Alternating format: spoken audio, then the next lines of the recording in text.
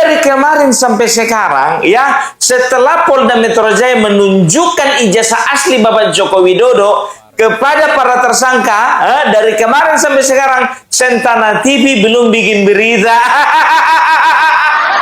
Kenapa lemas? Berita terakhir itu 3 hari yang lalu.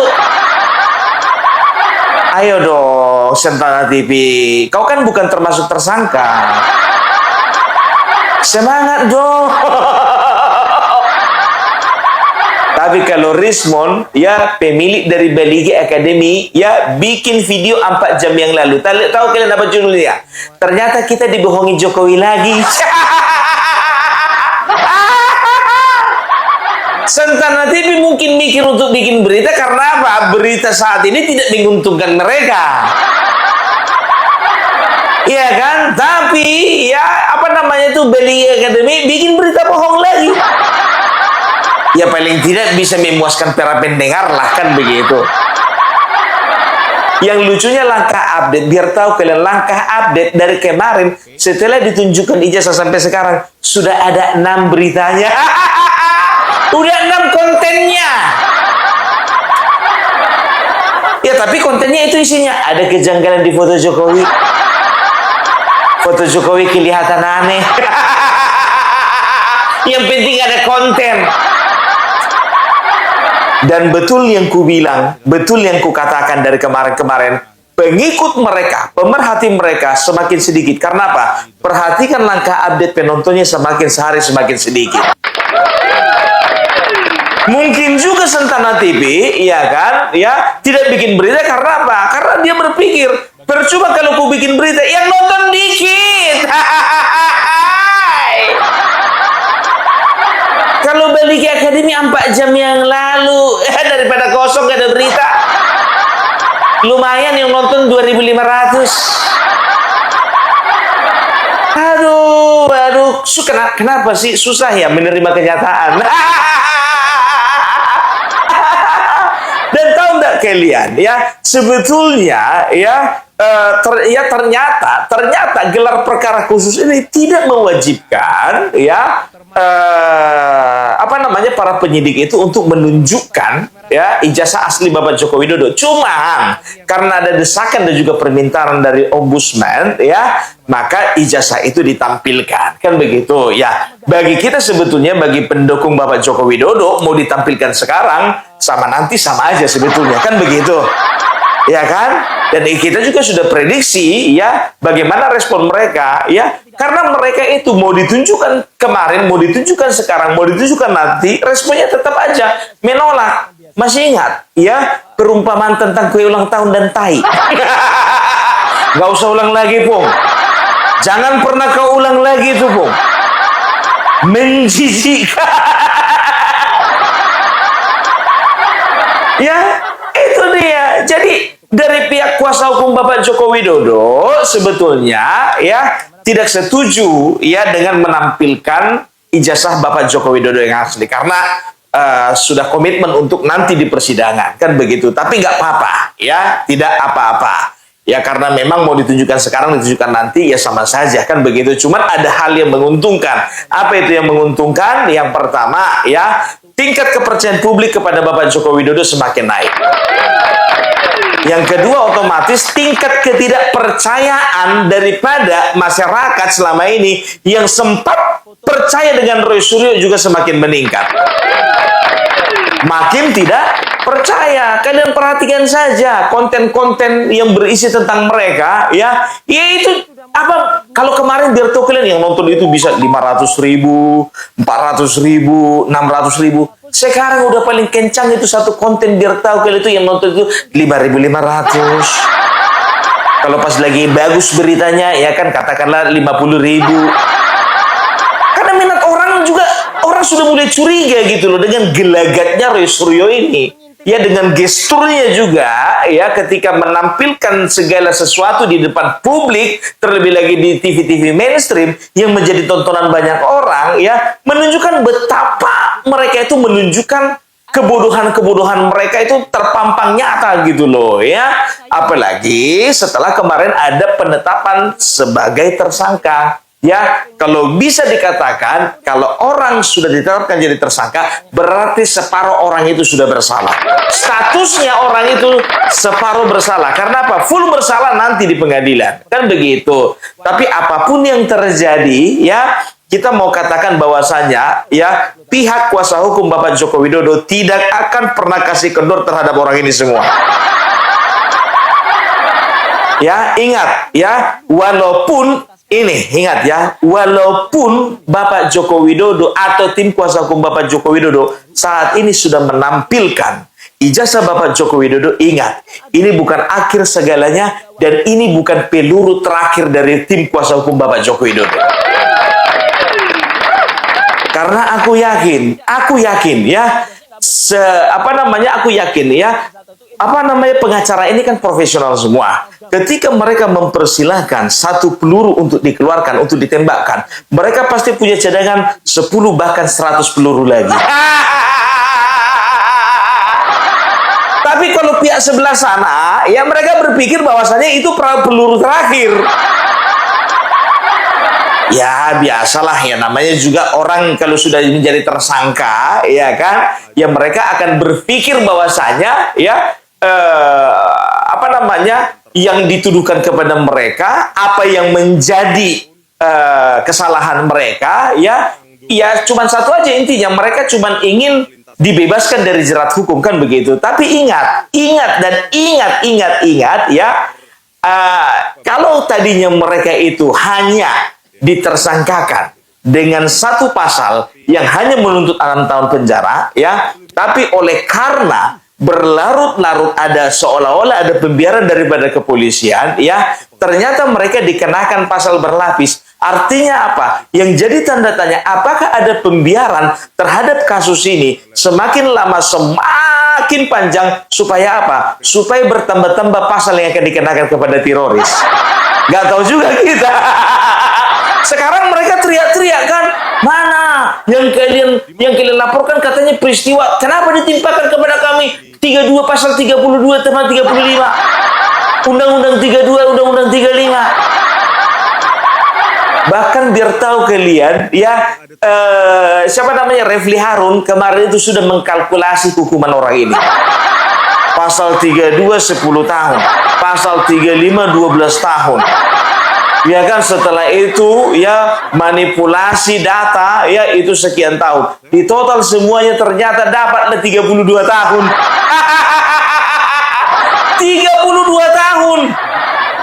32 tahun, bayangkan kalian umur Roy Suryo udah berapa?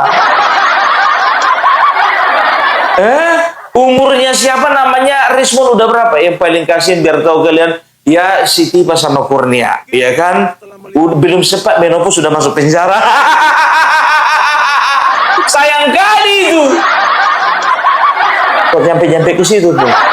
Ini ilmiah. Ini kan ilmiah kalau berbicara tentang menopause, ya kan? Itu biasanya, ya kan, umurnya katakanlah masuk 45, masuk 50, atau masuk 53, masuk 55. Katakanlah misalnya, ya kan, siapa namanya Siti, Pak. Sekarang umurnya katakan misalnya umurnya dia itu sekarang 53, menopause-nya 55. Paling nggak kan masih ada 2 tahun lagi dinikmatinya kalau dia nggak di penjara. Nah, ini gimana mau dibilang? Menopause di dalam penjara lah kalau kayak gitu.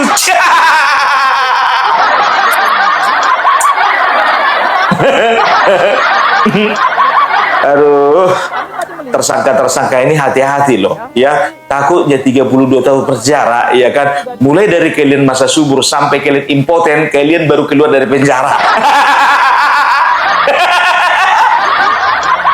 Bayangkan kalian 32 tahun. Sampai impoten kalian dalam penjara. Kayaknya ada deh, sebelum masuk penjara pun juga udah impoten pun. Siapa? Aku nggak ke situ arahnya. Enggak, itu loh pun narapidana yang ada di Kamboja.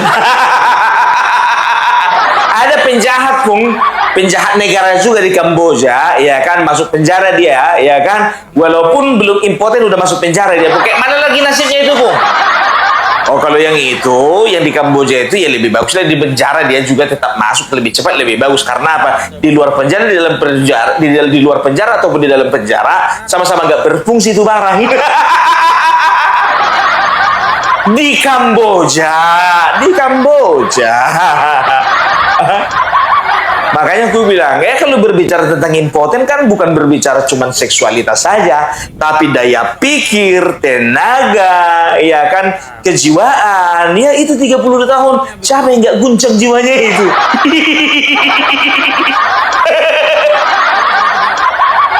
Sebanyak-banyaknya mereka berkelakuan baik, paling kurang masa tahanan 5 tahun. 32 kurang 5, paling 27 tahun lagi. Itu bukan aku yang kalkulasi ya, itu Refli Harun yang kalkulasi kemarin. Ada videonya itu biar tahu kalian. Dan tahu nggak kalian, jujur ku bilang sama kalian ya, ketika penetapan tersangka, setelah itu sekarang sudah gelar perkara khusus, ijazah Bapak Joko Widodo sudah ditunjukkan. Kalian tahu yang pusing itu bukan teroris beserta tersangka lainnya, bukan, bohirnya. Bohirnya ikut pusing. Karena apa? Mungkin saja kontrak kerja sampai Bapak Joko Widodo betul-betul habis. Kontrak kerjanya kalau bisa sampai Bapak Gibran itu dimakzulkan. Kontrak kerjanya kalau bisa sampai partai PSI hancur. Kontrak kerja mereka itu kalau bisa sampai Bapak Joko Widodo meninggal karena sakit, karena tertekan. Kan begitu, itu kontrak kerjanya. Tapi sebelum semuanya itu terjadi, ternyata lebih cepat mereka masuk penjara. Sebentar dulu, Bung Bohir, tanggung jawab kau yang ngomong itu, Bung. Bukan aku yang ngomong, aku hanya memperjelas apa yang disampaikan oleh Faisal Asegaf. Kalau memang ada bohirnya, ya kalau memang ada bohirnya, ini kalau memang ada, ini diduga karena apa? Ya karena pernyataan-pernyataan dari Faisal Asegaf, pernyataan-pernyataan dari pengamat politik, itu yang aku sampaikan sama kalian. Berarti kau juga nggak bisa bertanggung jawab lah, Pung, sama apa yang kau beritakan. Bukannya nggak bisa bertanggung jawab, bukan. Karena sumbernya ini banyak. Kecuali cuma satu sumber. Dan sumber itu betul-betul dipercaya. Karena apa? Karena orang itu orang dalam. Kan begitu. Nah sampai sekarang pun juga kalau kalian tanya sama aku mengenai Faisal Asegaf, sampai sekarang masih belum kupercaya Faisal Asegaf itu udah coba atau belum. Tapi paling tidak sebagian besar dari keterangannya itu bisa kita gunakan.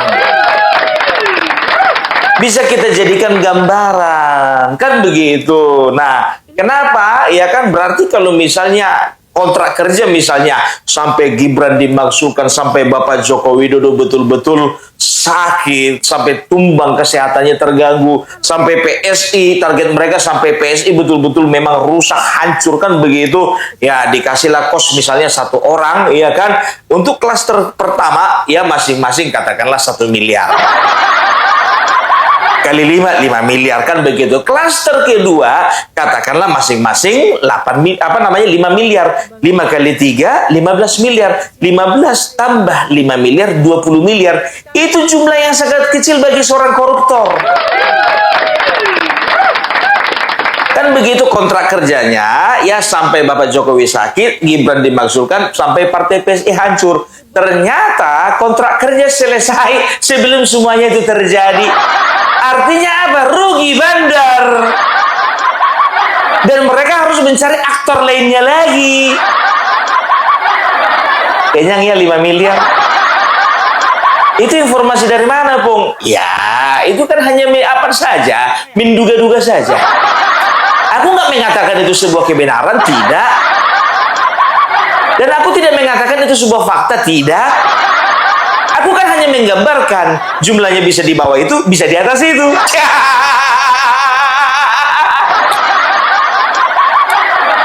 Kenapa keyakinanku begitu kuat? Karena Faisal Asegaf. Kenapa aku begitu kuat bahwasanya partai biru dan merah ada di belakang mereka? Karena Faisal Asegaf. Kenapa aku yakin rekening mereka ini berisi banyak uang? Karena Faisal Asegaf. Kenapa kita yakin bahwasanya ada intervensi dari orang-orang besar itu? Ya karena Faisal Assegaf. Dan saat ini Faisal Assegaf is everything. Believe or not, Faisal Assegaf is true.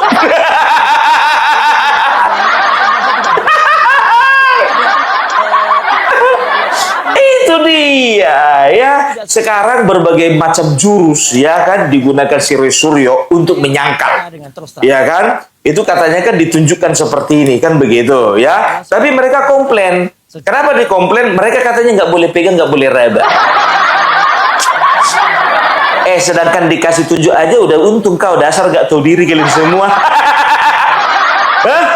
Dikasih tunjuk, ya kan itu sebetulnya udah untung. Ya kan sebetulnya nggak juga untung sih, Pung. Makin buntung sih mereka. Makin hilang akal mereka, Pung. Ya karena apa? Ya karena orang berpikir, oh iya rupanya. Jadi begini, secara persepsi publik begini. Persepsi publik mereka ini ya nggak bisa lagi dikatakan di atas angin. Tapi posisi Bapak Joko Widodo di atas angin. Karena apa? Ya ini penunjukan ijazah Bapak Joko Widodo ya oleh penyidik kepada mereka. Ini membuktikan bahwasanya ya kepada publik bahwasanya apa yang mereka sampaikan, apa yang mereka narasikan selama ini gagal total. Gagal total. Ya, jadi kan masyarakat ini kan kelompoknya ada beberapa. Ada yang memang percaya karena memang mereka itu benci sama Joko Widodo. Ada yang ragu-ragu ya karena memang mereka itu yang nggak terlalu benci dan nggak terlalu cinta sama Bapak Joko Widodo. Dan ada juga yang betul-betul meyakini bahwasanya itu semuanya hanya permainan kan begitu. Nah, untuk orang yang abu-abu inilah mendapatkan kejelasan bahwasanya oh iya ternyata Bapak Joko Widodo itu ijazahnya asli bukan palsu. Jadi tersisa hanya kelompok yang pure pembenci Bapak Joko Widodo. Biar tahu kalian, aku sendiri ya kalau berbicara dengan orang-orang awam yang tidak terlalu mengerti politik, tidak melek politik, mereka nanya-nanya loh sama aku. Sebetulnya Opung itu betulan asli atau palsu sih ijazahnya Bapak Joko Widodo? Kan begitu. Ya aku sampaikan apa yang bisa aku sampaikan sama mereka. Jadi orang-orang awam yang istilahnya mereka itu ya mau siapa kayak presidennya, yang penting aku makan, aku hidup, aku bisa nyekolahkan anak kan begitu ya. Ini kelompok-kelompok yang mulai ragu-ragu gitu loh. Yang mulai agak percaya dengan pernyataan-pernyataan dan narasinya Roy Suryo dan teman-temannya. Tapi oleh karena ya penunjukan ya ditunjukkannya ijazah Bapak Joko Widodo kepada mereka ini dan juga dipublish ya di berbagai media, sekarang orang yang tadinya abu-abu sekarang sudah mulai berpikir bahwasanya ternyata ijazah Bapak Joko Widodo benar-benar asli. Dan jumlah orang yang mempertanyakan tentang kepalsuan ijazah Bapak Joko Widodo itu orangnya tinggal sedikit. Ya. Makanya gue bilang, ingat, setiap peristiwa pasti ada sesuatu di belakangnya. Enggak. Kalian baca ini jangan terlalu awam, ya. Kalian Roy Suryo dan juga teman-temannya ini jangan kalian terlalu awam. Kayaknya seolah-olah ini perjuangan kalian. Kayaknya seolah-olah ini perlu sesuatu yang perlu kalian glorifikasi, yang perlu kalian rayakan, kalian selebrasi. Enggak. Justru kalian harus tanda tanya, kenapa yang harus ditunjukkan ya? Sebetulnya kalian tahu ijazah itu asli. Kan begitu, permainannya adalah ya kalau bisa ijazah itu jangan pernah ditunjukkan sampai ke persidangan. Supaya apa? Supaya narasi kalian itu boleh semakin liar dan bisa membunuh banyak sekali otak orang-orang.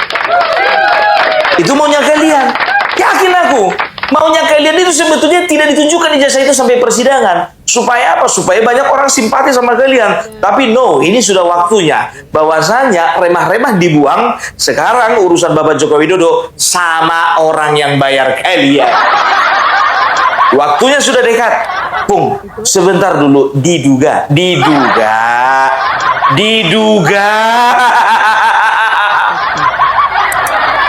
Iya kan?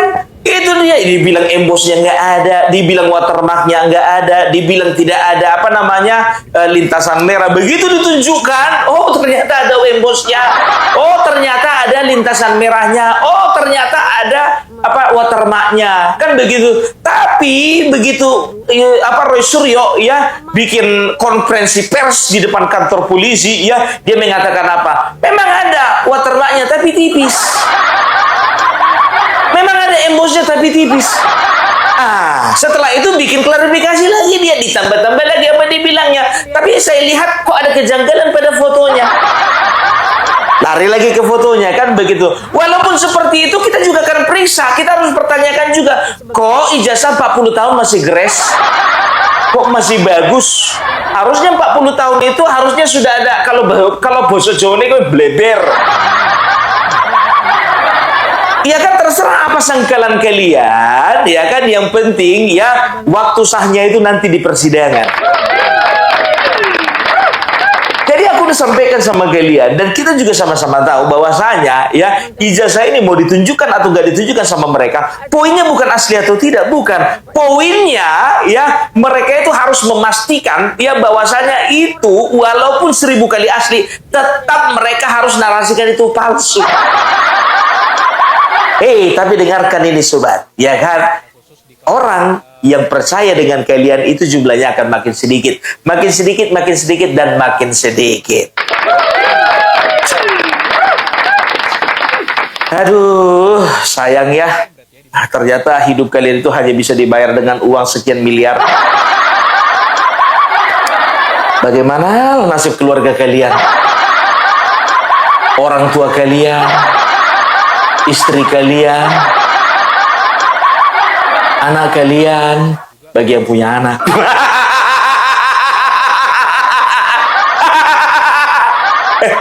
Sebentar dulu Bu, kok tembakanmu ke situ-situ aja kok. Loh, sekarang kan betul itu gue bilang, nggak mungkin dia pikirkan anaknya padahal nggak punya anak. Ya dipikirkan anaknya bagi yang punya anak. Salahku di mana? Ya kan begitu, ya mereka sudah menghibahkan hidupnya untuk masalah ijazah Bapak Joko Widodo ini. Kan begitu, ya terima dong konsekuensinya. Ya kan? Ini mereka ini akan pasang banyak cara lagi nih. Ya kan? Mereka akan pasang kuda-kuda di sini, pasang kuda-kuda di sana, pasang kuda-kuda di sini, pasang kuda-kuda di sana, ya kan? Tapi ingat, apapun usaha untuk melawan orang baik, semuanya pasti akan sia-sia. Pasti akan sia-sia. Makanya punya mentor itu modelnya Bambang Pacul, jangan kayak Amin Rais. Dengarkan ini teroris. Dengarkan, kalau misalnya model mentor kalian kayak Bambang Pacul, apa dibilangnya? Jangan pernah melawan orang baik. Jangan pernah melawan orang cantik. Jangan pernah melawan orang kaya. Ya, nggak akan begini jadinya. Ini yang kalian ikuti Amin Rais.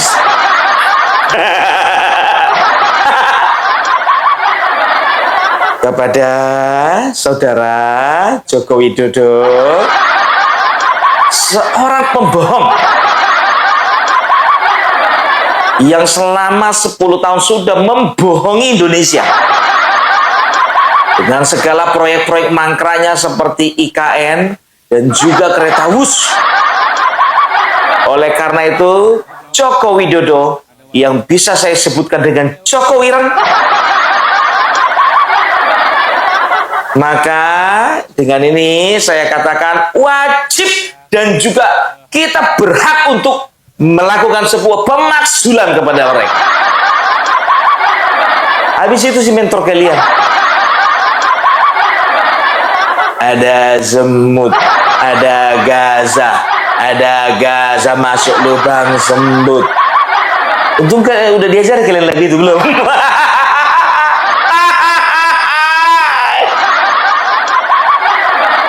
Aduh, mentor kalian pun lubang semut, lubang gajah. Ya, jadi ini adalah sebuah kemenangan. Ya, jadi dengan ditunjukkan ijazah Bapak Joko Widodo kepada mereka, bukan artinya ini adalah kelemahan dari Bapak Joko Widodo. Dan juga tim kuasa hukum punya hak, ya, untuk mendesak kepolisian Republik Indonesia, dalam hal ini adalah Polda Metro Jaya, untuk mem-P21-kan atau menyerahkan berkas ke kejaksaan. Ketika sudah diserahkan berkas, ya, dinyatakan lengkap, ya, dan diserahkan, dilimpahkan kepada kejaksaan, berarti nggak lama lagi akan disidang. Pak Hakim dan Pak Jaksa, kapan teroris akan disidang? Sudah lama kami menunggu, sudah lama kami menanti.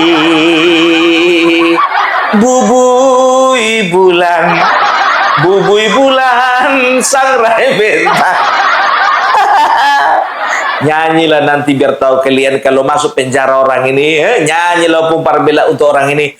Ulah ceri, tong diceng-cerikan.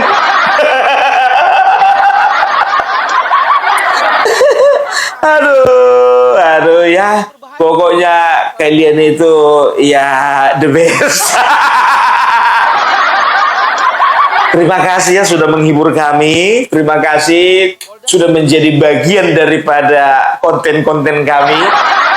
Terima kasih sudah menjadi menjadi inspirasi bagi orang-orang bodoh, menjadi motivator bagi anak-anak keledai. Sudah menjadi penyemangat bagi ternak-ternak dajjal. Terima kasih. Ya, terima kasih karena ya memang dalam sebuah kehidupan berbangsa bernegara ya memang selalu ada orang baik, ada orang jahat, ada good boy dan juga ada bad boy-nya. Kan begitu, tapi biasanya ya bad boy itu selalu dikalahkan oleh good boy. Ya makanya ya sering dong nonton film India. Kalau nonton film India ini cocok, ini menggambarkan situasi mereka. Kenapa bilang? Kalian pernah nonton film India kan? Nah, musuhnya 200 ya kan, jagoannya 1. Begitu jagoannya datang ya kan, musuhnya 1000. Ada yang 1 dilempar ke paret, ada yang 1 bisa ditendang nyangkut ke pohon. Ada yang 1 belum nyampe tumbukannya itu udah belum nyampe tangannya jagoannya itu. Iya. Tapi kepala dia. Oh no. Don't make it perfect, I'm not guilty. I'm not guilty. Hey, don't do that. Don't do that to me. Don't do that to me. Oh my God. Oh my God. I'm sorry. I'm sorry. I'm sorry. Don't do that to me. Oh my God. Hey, you motherfucker. Oh no. Please. Don't do that to me. Don't do that to me. Oh my God. Oh no. I'm not wrong. Ditumbuk perutnya itu, ya kan, belum nyampe tumbukannya itu udah keluar darah dari mulutnya.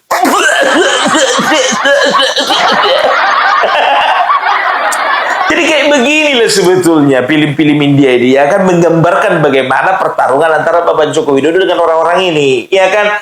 Nggak sanggup kalian mengalahkan yang satu itu, nggak sanggup. Bapak Joko Widodo itu terlalu sakti untuk kalian lawan. Terlalu sakti.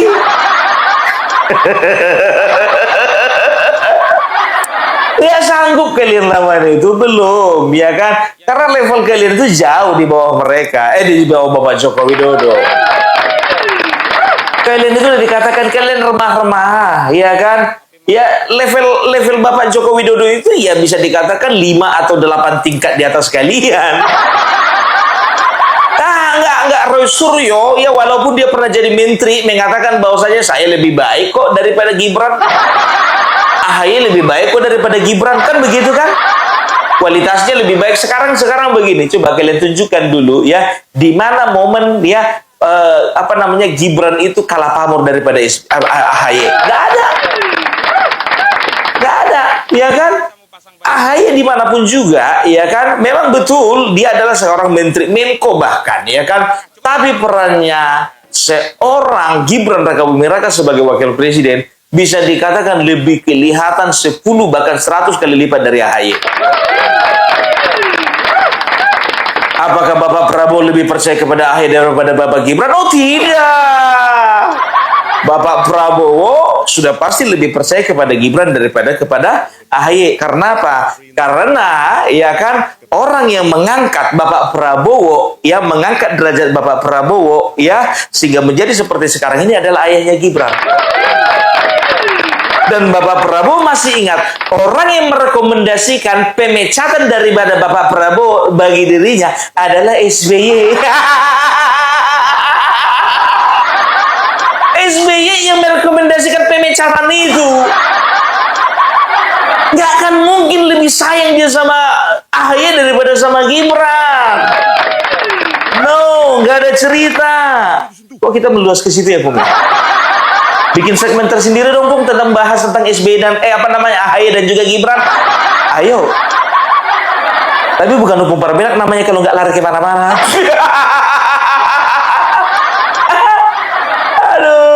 Aduh. Jadi udah jelas ya bahwasanya mereka itu sekarang itu sedang mencoba mencari cara ya untuk mengulur-ulur waktu ya. Kalau nggak salah mereka sekarang itu sedang mengajukan pemeriksaan kembali. Kalau nggak salah pemeriksaan kembali atau pemeriksaan ulang, nggak tahu aku entah apa bahasanya ya kan.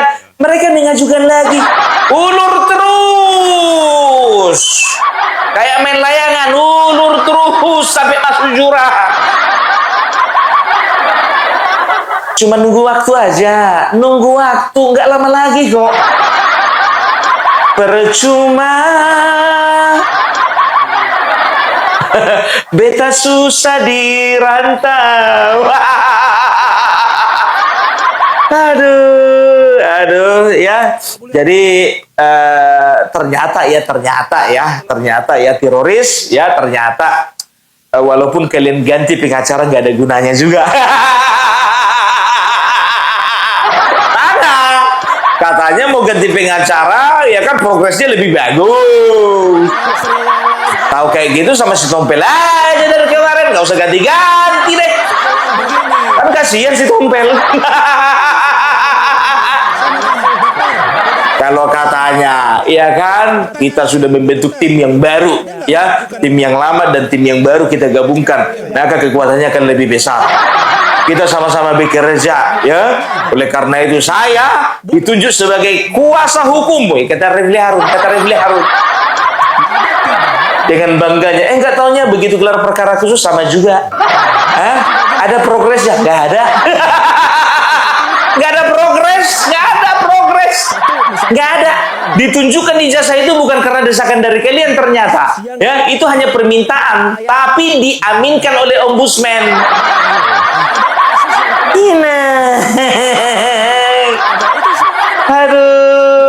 Aduh, mau jurus apa lagi mau kalian bikin? Mau jurus kuda, jurus kodok, mau jurus monyet, jurus babi kawin sama monyet, terserah.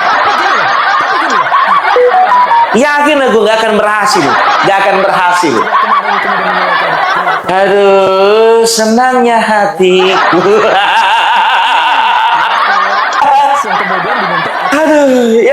Aduh, gimana komandan? Aman kan? Aman. Makanya aku bilang inilah orang yang kalian hina, yang kalian rendahkan serendah-rendahnya, dan juga orang yang kalian tuding ijazah palsu, bukan karena situasi ijazahnya itu memang yang kalian pertanyakan, tapi yang kalian pertanyakan adalah apakah aku bisa menghasilkan sesuatu dari menuding ijazah palsu bapak yang satu ini. Kan begitu kan? Itu yang kalian ciptakan sekarang. Kalian itu sedang cipta kondisi, menciptakan sebuah kondisi di mana ya rakyat Indonesia harus kalian paksa untuk percaya ijazah Bapak Joko Widodo ini, bapakku ini, palsu. Tapi maaf ya, usaha yang kalian melakukan apapun juga nggak akan berhasil. No. Kalian ngadu-ngadu sama Bapak Prabowo. Percuma kalian ngadu-ngadu sama Bapak Prabowo. Kalian tengok ini jaraknya nih. Cuma 30 cm. Besti nih. Ada Opung Parbilak di tengah-tengah. Artinya apa? Opung Parbilak tetap komitmen setia kepada Bapak Joko Widodo, setia kepada Bapak Prabowo. Karena bagiku saat ini mereka berdua adalah pemimpin yang terbaik untuk bangsa. Gak akan mungkin ini tinggal diam kalau bestinya dikeroyok. Gak mungkin tinggal diam. Gak yakin aku. Besti. Mungkin secara politik ya dia tidak menunjukkan ya gelagat bahwasanya Bapak Prabowo ya ada intervensi, ya kan, ada cawe-cawe. Enggak. Permainan kelas dewa nggak begitu. Menurut Opung Parbelak lo ya, menurut Opung Parbelak. Menurut Opung Parbelak, apapun bisa dilakukan Bapak ini untuk menjaga Bapak yang ini. Gak yakin kalian? Yakinlah kalian yang ku bilang ini, ya kan? Dan apapun juga akan dilakukan Bapak yang ini untuk menjaga Bapak yang ini. Ya, jadi mereka berdua, ya intinya sekarang itu saling menjaga. Kita doakan supaya Bapak yang dua ini tetap akur, tetap rukun, ya. Walaupun kemarin sempat digoda oleh seorang wanita lain. Ternyata wanita itu tidak bisa dipercaya. Dan juga dayang-dayang daripada wanitanya itu, silir-silirnya itu sudah dihabiskan dari kabinet. Ternyata seringkali sahabat itu ya dilupakan oleh karena cinta yang baru, tapi ternyata cinta yang baru itu mengecewakan, sehingga persahabatan itu ya itu boleh terjalin kembali, bahkan lebih dekat, lebih erat, dan lebih kuat lagi dari sebelumnya. Cinta yang tulus di dalam hatiku telah bersemi. Aduh, luar biasa ya. Jadi itu dulu dari Opung Parbelak ya. Kita doakan semoga mereka ini semuanya, tersangka ini ya, bisa secepatnya masuk penjara, biar jangan ada lagi ribut-ribut. Kalaupun ada yang ribut, biarlah aktor yang baru gitu loh. Bosan orangnya ini aja.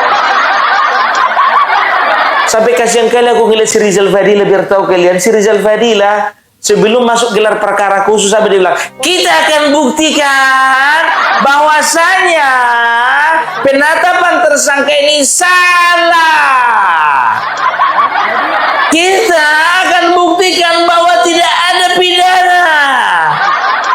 Terazi Pinya Beta Rai Terazi Pinya. Kau kenapa sih? Lebis Sambungan Charger. Kenapa sih? Mabuk? Minum tuak?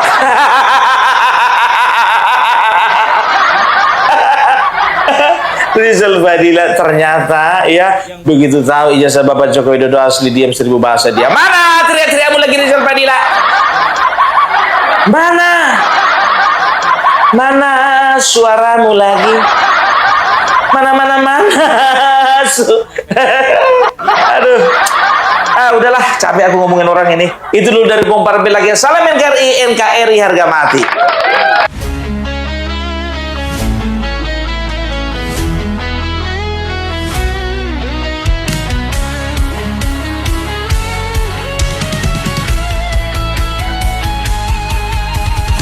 Dari utara sampai ke timur, suara jujur kini bergema. Bukan cuma cari viewers, tapi kebenaran yang utama. Melawan hoax dengan fakta, cerdaskan bangsa kan menjadi nyata. Satu nusa, satu bangsa, bersatu lawan penjajah logika. Kami adalah YouTuber Nusantara, bersatu untuk lawan hoax bersama. Tak gentar terus berkabar untuk bangsa demi masa depan Indonesia. Kibarkan semangat, ayo maju, tapaki jalanmu dengan ilmu. Nyatakan ke semua media, kebenaran selalu juaranya. Runtuhkan narasi penuh benci, hujat kita bertebaran hancurkan negeri. Bersatu kita semakin teguh, YouTuber Nusantara maju. Bukan sensasi, bukan tipu daya, kami berdiri dengan berita nyata. Rakyat butuh cahaya, dan kamilah yang utama. Kami adalah YouTuber Nusantara, bersatu untuk lawan hoax bersama. Tak gentar terus berkabar untuk bangsa demi masa depan Indonesia. Bersama rakyat kita kuat, saring dulu sebelum sebar. Cinta damai benci hoax, kami YouTuber cinta Indonesia.